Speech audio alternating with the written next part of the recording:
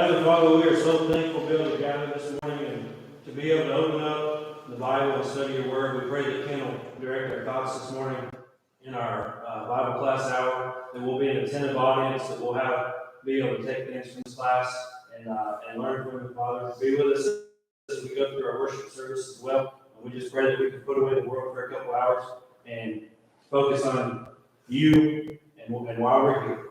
Thank you for having us here. It's in Jesus' name we pray. Amen.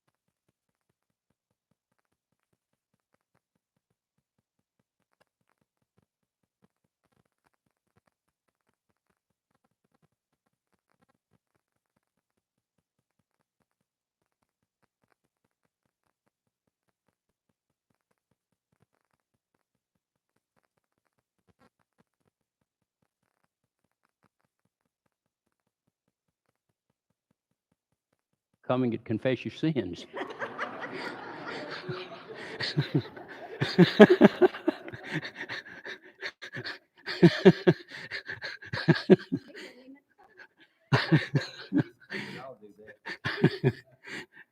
All right. So after he gets through with his great Galilean ministry, he comes back to Judea for his later Judean ministry. And then he crosses the what? The Jordan, and goes into Perea for his fifth and final ministry. He spends 4 months in Perea. He comes back across, and in Perea, Zacchaeus is the last lesson he taught in his Perean ministry, the one we're going to study today. Now he comes back across to the western side of the Jordan to Jericho. This is where I actually put the official beginning of his last days. A lot of scholars, and I'm not in that category by any means, start his last days with his triumphal entry. I started at Jericho. All right. So from Jericho, he goes to Ephraim, which is unlocated, but it's somewhere in a short distance north of Jerusalem. He spends 4 months there. Then he comes back. He goes from Jericho to Bethany, and then he goes to Ephraim. He comes back to Bethany.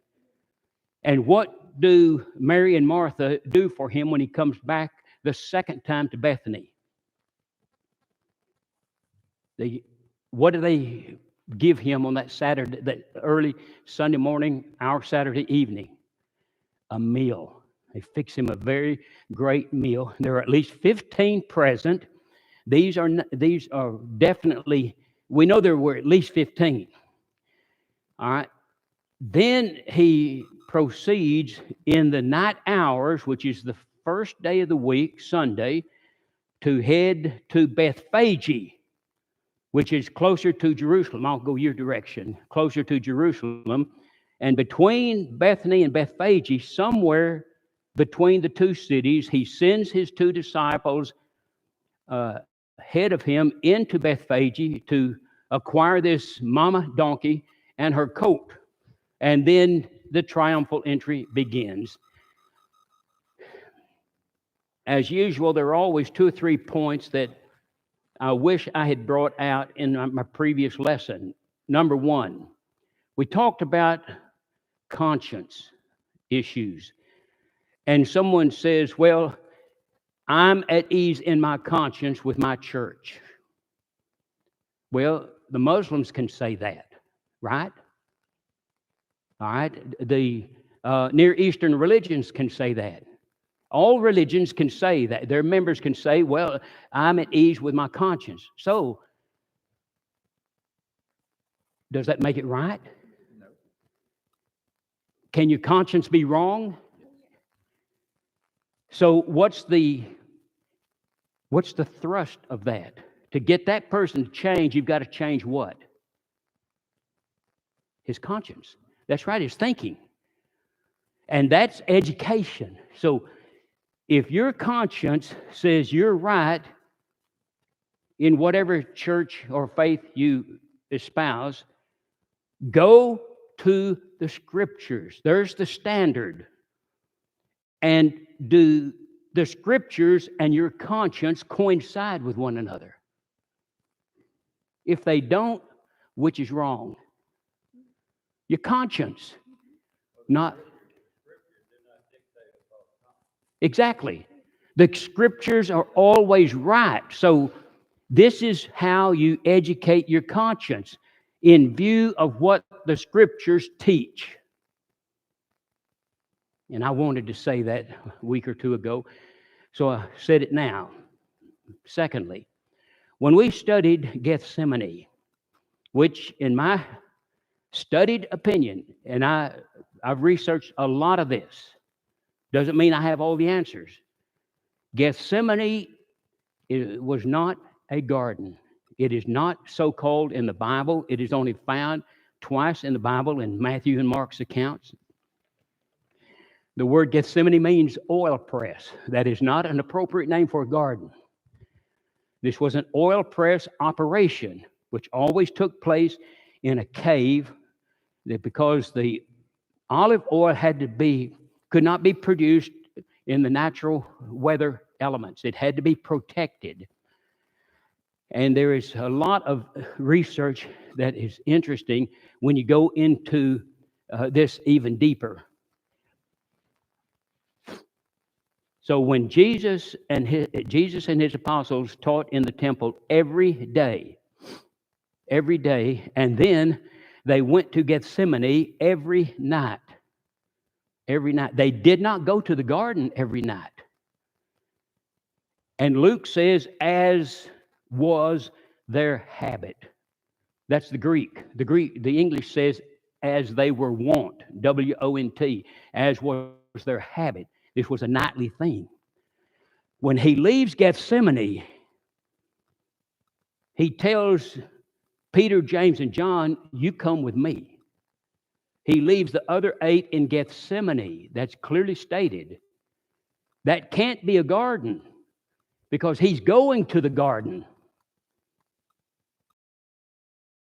Pray yonder. That's future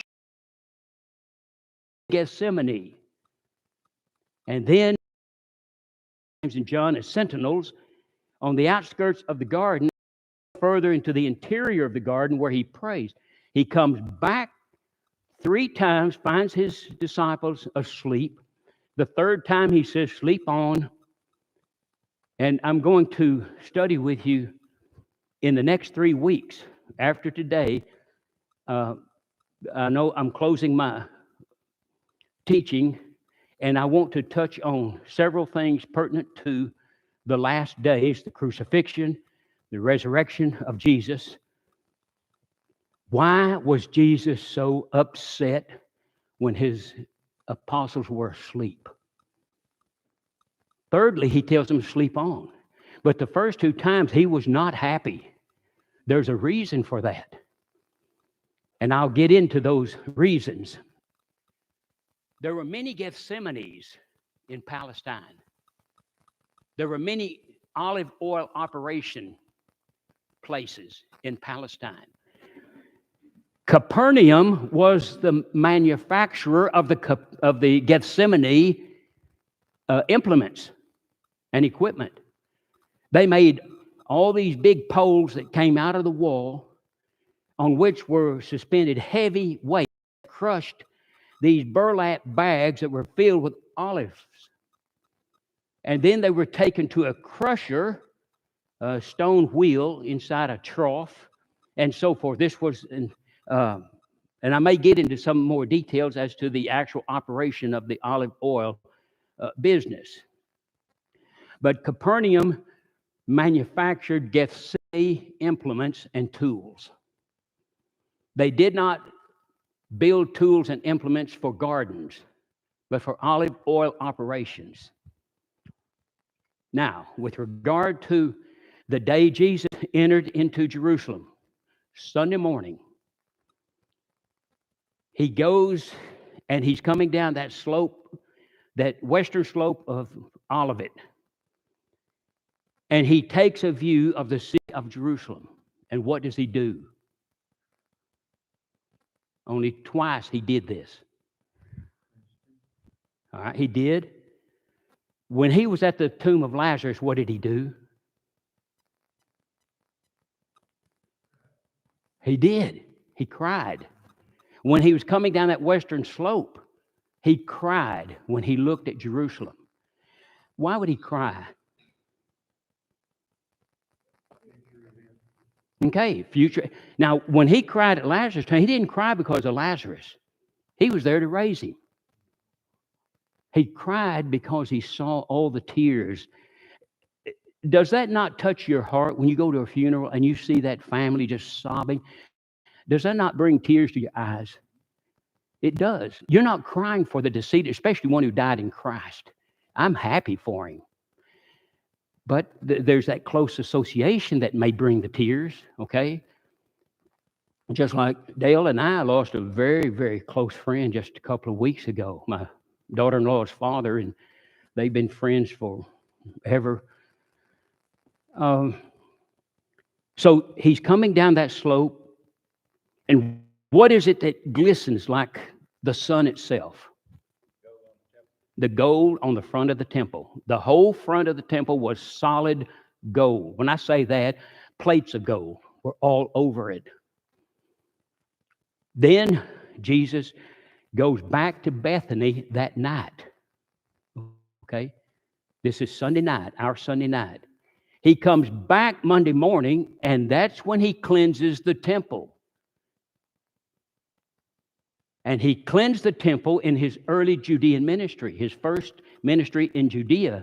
Now, in his last days, which encompassed 8 days of his life, he cleanses it a second time. I told you a week or two ago that I could not find in my files how many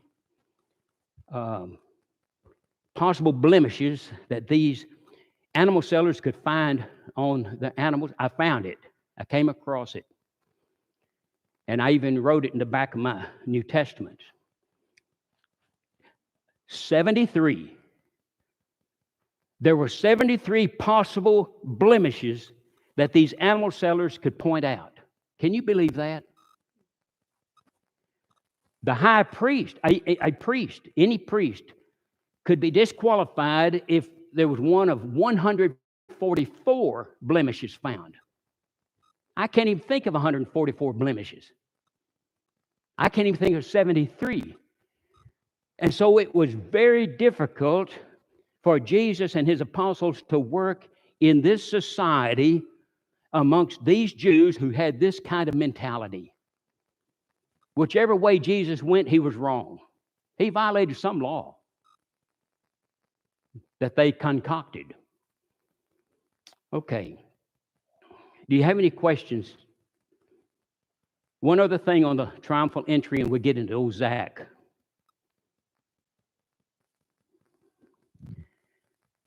It's not sacrilegious, I don't think. Anyway, as Jesus was coming into Jerusalem, the Sunday he was coming in, that was Lamb Selection Day. Lamb Selection Day. It was a national day for the Jews. What do they do on Lamb Selection Day? They selected a lamb. All right, for what? All right. What was going to happen 4 days later? The Paschal Supper. That's when Jesus and his apostles, our Thursday evening, their day was early Friday. Their day began at sundown Thursday. So this is Friday evening, the day of preparation. That's what that means. Day of preparation was Friday.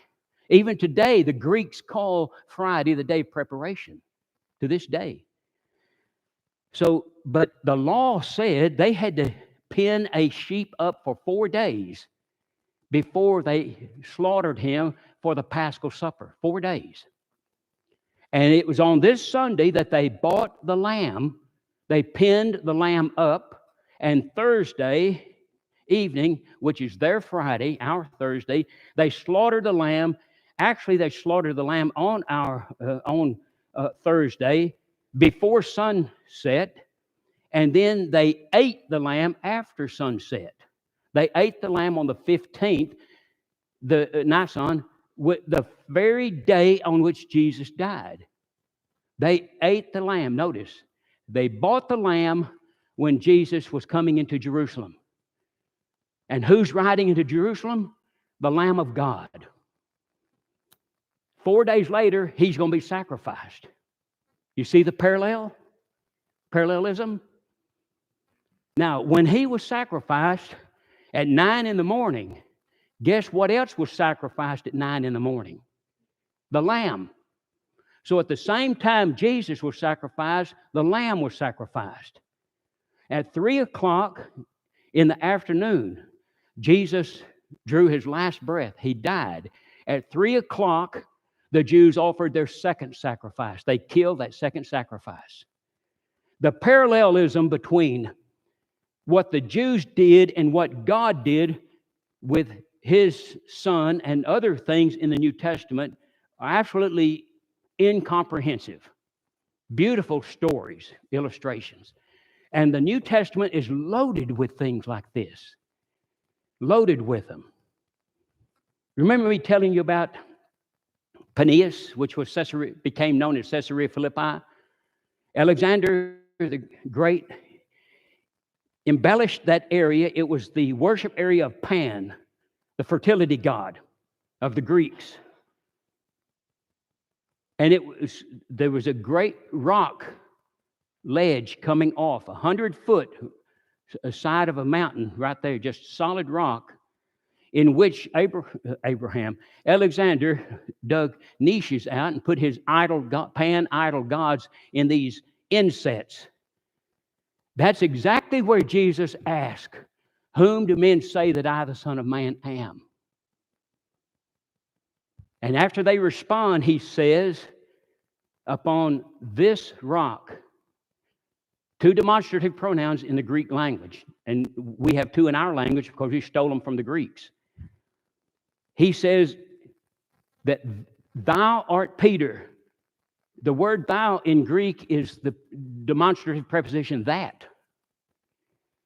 That art Peter, but, contrast and conjunction, upon this rock. He uses the two demonstrative pronouns in that one clause. That art Peter, but upon this rock, not that rock where all those gods are. See, he's pointing to that rock. And then he is saying he is the rock upon which his church is built. There's another illustration where he takes the practices of the day and brings out spiritual lessons. And we've always heard that a picture is worth 1,000 words. You will probably never forget that illustration now. Probably never forget it. You may forget the name of the god. You may forget that it was Alexander, but you won't forget that Jesus said, "This rock, not that rock." Now, Zacchaeus. This is the very last event of the Perean ministry. And Jesus entered and passed through Jericho. Jericho lay in the Jordan Valley, about 8 miles west of the Jordan, 17 miles northeast of Jerusalem. The Jordan Valley had another name. It was called the Arabah, Arabah. In your reading, sometimes you're going to come across the word Arabah. Well, it's the Jordan Valley, all the way from the Dead Sea to the Gulf of Suez. Where is the Gulf of Suez? What's this? This is the Gulf of Suez, and this is the Gulf of. I have a brain freeze. It's the other Gulf. The Gulf of Suez, or the Gulf of Aqaba, is the eastern wing of the Red Sea. So the Red Sea comes up here, and there are two canals, like rabbit ears. And this eastern rabbit ear is called the Gulf of Suez, and the Arabah goes all the way down to it, all the way from the Dead Sea. Now, I've told you before, the Jordan River is not a river. What is it? If it ain't a river, what is it? It's the Great Rift. The Great Rift, which started just southeast of Galilee.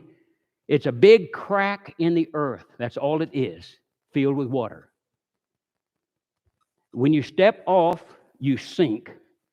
You don't gradually walk down to the deeper depths. And that's the definition of a river or a creek. I dealt with the Texas Commission of, what is it called?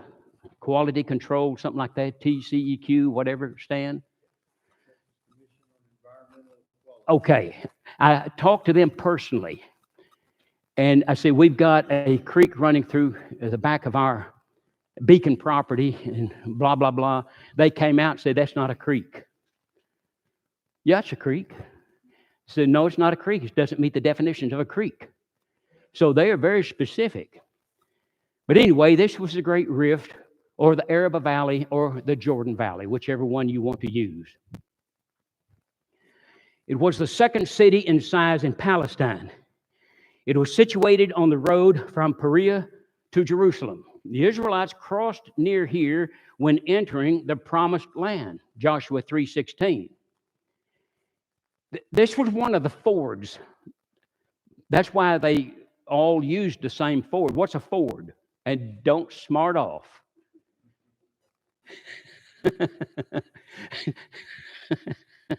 The best truck on the road. All right. What'd you say? Okay. Okay. All right. Where was I? All right. The ford is where you can cross a river. There were several of them up toward Galilee, all right, where they crossed over, and so they could go down on the eastern side of the Jordan, so they wouldn't have to go through tainted Samaria. And so at this point, there was a ford. There was a place of low water that they could easily cross.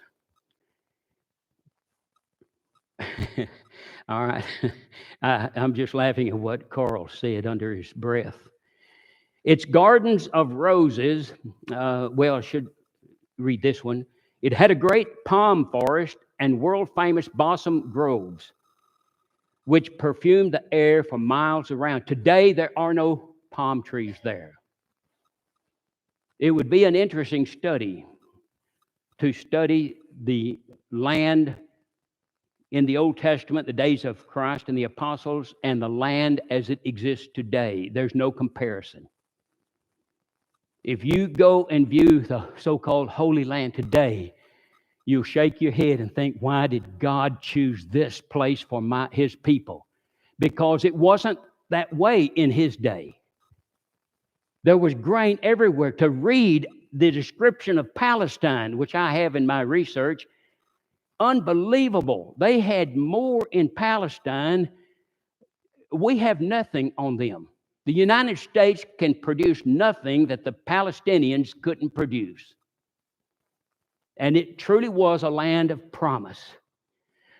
Its gardens of roses were known far and wide. It was known as the City of Palms. It was watered by the fountain of Elisha and other springs, the oasis being green and flowery, rich in balsams, and the myrobalanum, honey, and so forth. That is why it was called the city of fragrance, the city of roses, or the paradise of God. It was the first city taken by Joshua, who destroyed it down to the foundation and pronounced a curse on him who should rebuild it.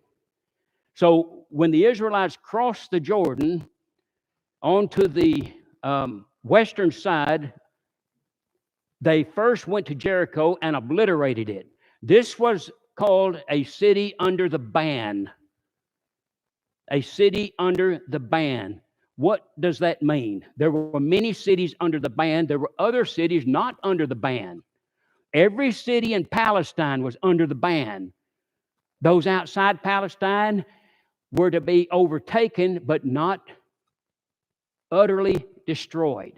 That's what it means to be put under the ban. It means devoted to destruction. That's what the Hebrew says. Devoted to destruction, which that means this city, God is saying, this city belongs to me, not to you. That means you don't take anything out of it. You destroy everything. You destroy the gold and the silver. You destroy men, women, children, and animals. It is under my ban of destruction. But that was not always the case. He told them many times to go in and destroy the city, but take the treasures and put them into the treasury of the tabernacle, or later the temple. Sometimes we look at the killing of children in the Old Testament. That's red. I don't have any blood on me, do I? All right, we think of the destruction of children. Do you see God as a savage God when he tells them to go in and obliterate everybody? I don't. What is he doing to those children, or for those children? What are those children going to grow up to be?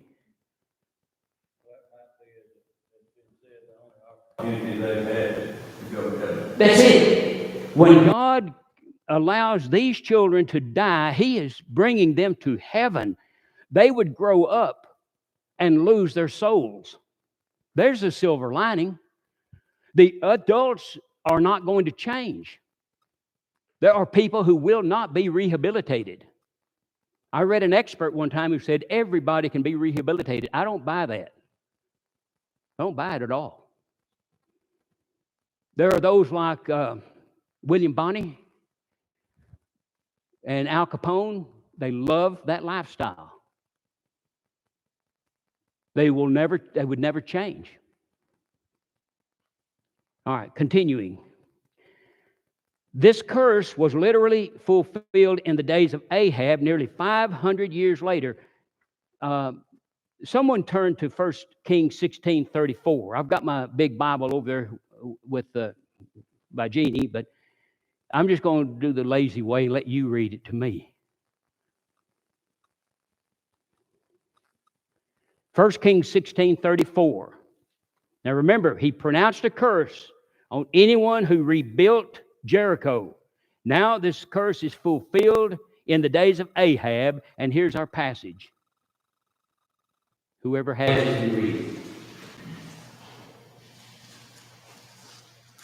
In his days, Hiel of Bethel built Jericho. He laid its foundation with Abiram his firstborn, and with his youngest son Seba. He set up his gates according to the word of the Lord, which he had spoken to Joshua the son of Nun. All right. As you read on, that son died because he tried to rebuild Jericho. There were other cities that God said will not be rebuilt, one of which is Babylon. But the city was rebuilt and nobody died. So what's the explanation? It cannot be rebuilt as a fortification. That's the key. It can be rebuilt as a city in which people can live, but not as a fort of warfare. He would not tolerate that.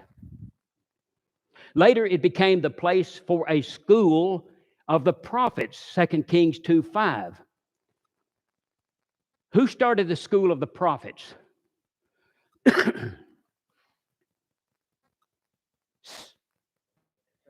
All right, Samuel did. And these prophets, there were Naioth, Bethel, Gilgal, Jericho. Those are the ones that come to my mind. Each one of these are like preacher training schools. The prophet, young men went to these schools to be prophets. Now, here's the thing. God called a prophet to his office, okay? But they had to be polished. There were things that the prophets had to learn. And they went to the school not to be prophets, but to be polished prophets. How many of you have hunted with bird dogs before? All right. A good bird dog, Lee, do you put the nose on him? I mean, is it up to you as the owner to put that nose on him? All right. What do you do with a bird dog? He's naturally born to hunt birds. But if you don't do what to him, he's not going to be of any use. Train him, polish him. These bird dogs are going to bust coveys. All right. So you train them. They're going to bite down or eat the bird. You train them. So all this polishing applies to most anything in life. The prophets were no exception. Young men who want to be preachers. Does the school put that in them? No, they went to the school because it was already in them. So what does the school do? Carl, you deal with the school of preaching. You polish them. You help them understand what they're supposed to do up there and what they're not supposed to do. And so that's exactly what these schools of the prophets did. Jesus left Perea, crossed the Jordan, and was again in Judea. Matthew omits much of the work that Jesus did in Perea. You know, the Gospel of John, 21 chapters, deals with only 30 days of the entire 3-year ministry of Christ. 30 days. And John doesn't even mention 90% of what Jesus did in his ministry. Every gospel writer had a particular purpose for writing that account from his perspective. Josephus calls Jericho a divine region, the fattest in Palestine. Rome carried Jericho's dates and balsam to worldwide trade and fame. So they get their dates and their balsam from Jericho. Where do they get 75% of their grain? Where did Rome get 75% of their grain? Every world ruler wanted this country. Egypt. So out of this one city and this one country, much of the food that Rome ate came from those. All this combined to make Jericho one of the greatest taxation centers in Palestine. It's just like in America. If the government sees some area that is flourishing and that is really taking off with a bang, what are they going to do? Tax them. They tax, I won't smart off and say anything about that, but we can't seem to do anything without the government coming in and taxing it. You want to build a building on your place? What does the government do? The county government taxes you. I think Wayne flies his airplane over for the tax people. They say, hey, make another swirl by this house. I saw something there we didn't see last year. Oh, goody, we'll get another $250 out of them. Well, I'll get off of that. Tax collectors were wealthy and rapacious. Zacchaeus was a man who had reached the top of his profession, no doubt, being the most hated man in the region. All right, Zacchaeus was a chief tax collector. Again, Roman society was made up of the emperor first, senators second, the equestrian order third. I won't go through all of the others. Senators could not engage in any business, financial business. They could not. The equestrians could. The equestrians are the ones who set up Wall Street. All right? They set up their Wall Street. And under that, they had the tax farmers who bought up the property for 5 years at a time. That gave them the right to all the revenue in that country or that province. So if Wayne bought this section of the church building, and Carl bought this section, and BB bought that section, y'all would have the freedom to take all the revenue from those countries. The tax farmers, in turn, hired a chief tax collector. A publican was a tax farmer, not a tax collector. Zacchaeus was not a publican, and neither was Levi. They were tax collectors. But Zacchaeus and others were chief. And then they, in turn, hired the lower scale of society, basically the scum of society, because those are the only people who can unscrupulously take money from people. Zacchaeus was a man who had reached the top of his profession. The time, excuse me, was Thursday before the Passion Week. Passion Week being the week in which he died. On entering, Jesus did not stop in the city. He passed slowly through it with a group of his disciples and a great following of others. The reason is plain. The man with whom he intended to stop was not at home. He had gone out to get a glimpse of Jesus. This is Zacchaeus we're talking about. Jesus knew where to find him, out on the other side of the city, along the highway, perched in a tree. So he simply crosses the city until he finds the tree and his host for the night. He went to Jericho to go to the house of Zacchaeus. But as he drew there, he didn't go up and knock on the door. He knew Zacchaeus was not home, and he knew exactly where he was. So he told his disciple, let's just go on through the city and we'll catch that man in that tree. Jericho was a city where a large number of priests lived, as were Gilgal, Nazareth, and Hebron. 95% of all priests lived outside of Jerusalem. They did not live in Jerusalem. It's much like the procurator of Judea. He did not live in Judea. Where did he live? Caesarea, 70 miles away from Jerusalem. Passed through Jericho, Luke 18:35 says, as he was come nigh unto Jericho. Now notice, the King James says passed through Jericho, and Luke 18:35 says, as he was coming nigh unto Jericho. Luke's passage is better translated, as the Greek says, as they drew near. Okay? As they drew near. So Luke does not say whether they were going to it or from it, only in the vicinity of it. Here in Matthew, the blind men were sitting by the wayside when they heard that Jesus was coming. Now notice, again, the blind men. These two blind men may have been sitting between old Jericho and the ruins of which have been discovered, and new Jericho, which is called Roman Jericho. It's the same as Gaza.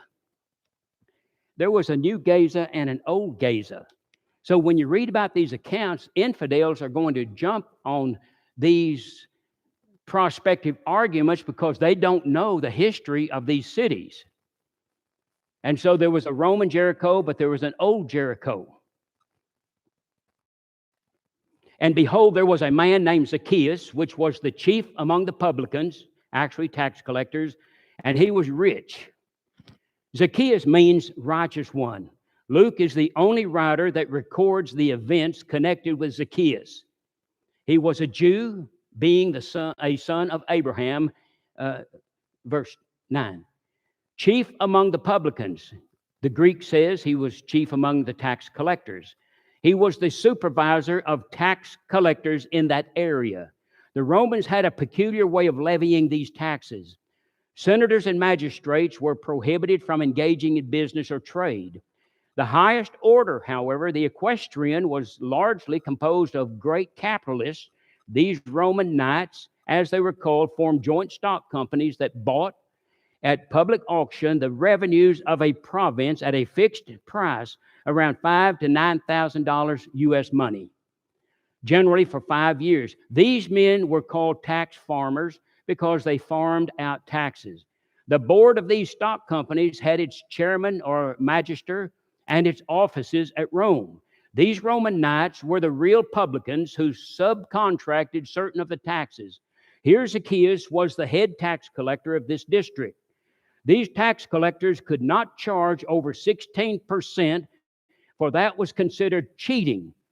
They usually charged no more than 12%. That's not cheating. I'm talking about the value. Something, and the tax value on it is $25. Then they added 12.5 on top of that. To add 16 was cheating. But to snooker the public at 12.5, that was not cheating. They gave to the Roman treasury what was due, and they kept the rest. This is why these men were so hated and classed with murderers and prostitutes. Publicans were not even, tax collectors were not allowed, the rights of the common Jewish citizen. Jericho was near the fords of the Jordan and was therefore an ideal seat for an officer of superior rank to preside over the collection of the revenues. He's right there where they cross the river and they have to come out, right there where Zacchaeus is sitting. And he sought to see Jesus, who he was and could not for the press, because he was of little stature. He was short, and the crowd was thick and close. So he ran ahead of them, and climbed up into a sycamore tree to see him, for he was to pass that way. He ran before. He hurried ahead of the large crowd, finding the proper tree to climb. Sycamore tree. This was a sycamore fig. Note the internal 0 or O. It was a sycamore tree, the same kind Zacchaeus climbed. It grows to the size of our walnut tree and has heart-shaped leaves, which are downy underneath and fragrant, and grows fruit in clusters on little sprigs. Our sycamore tree has an internal A. This one has an internal O. The prophet Amos was a sycamore fig tree farmer. I was at one of my Jewish lectures one time, and I asked the Jewish professor, I'll talk to you later, why Amos